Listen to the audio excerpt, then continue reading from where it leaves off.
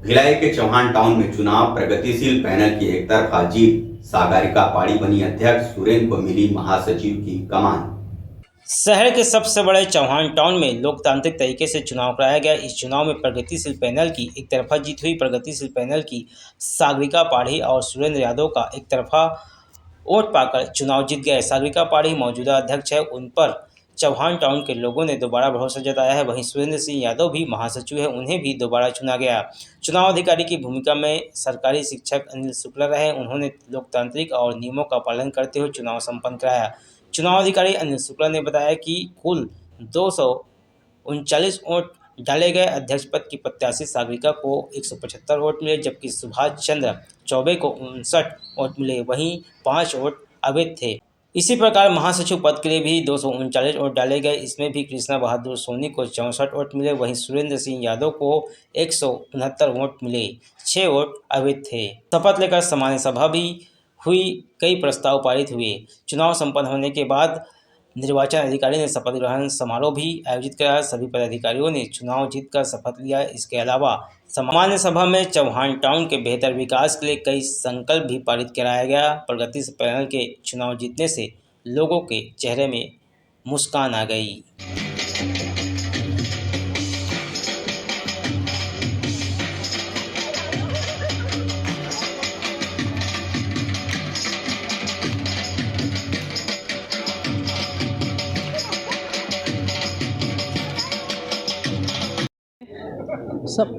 सभी को मैं तहे दिल से धन्यवाद देती हूँ और सभी का सहयोग से और मेरी सभी टीम की मदद से हम लोग ये चुनाव जीते हैं। मुद्दों को लेकर आप लोग चुनाव जीते?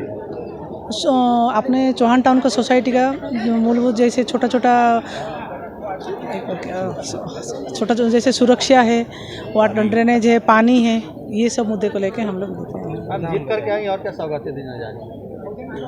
जो कमी था उसको पूर्ण करने का कोशिश करेंगे। हम लोग संकल्प पत्र में जो चौहान टाउन में जैसे सुरक्षा का थोड़ा बहुत कमी है, गर्मी में पानी का प्रॉब्लम आया था, ये सब करने के लिए हम लोग चुनाव में हम पहली बार गए। इसके पहले चौहान टाउन में चुनाव नहीं होता था, केवल हाथ उठा करके ज़बरदस्ती का पदाधिकारी बनते थे। पहली बार हमने सुचारू रूप से चुनाव करवाया, जिसमें जो मतदाता था वही वोट किया, बाहरी लोग नहीं कर पाए। और सबसे बड़ा मुद्दा यहाँ पे था लिफ्ट मेंटेनेंस, पानी की समस्या थी, जो कि हम लोगों ने वादा किया है कि अगले साल जीतने के बाद 3 से 4 बोरवेल कराएंगे। एवं नगर निगम से जो पानी आता है वो बहुत ही पर्याप्त नहीं है, तो नगर निगम से महापौर और विधायक से मिलकर के नगर निगम के पानी की ज़्यादा से ज़्यादा यहाँ आपूर्ति करवाएंगे।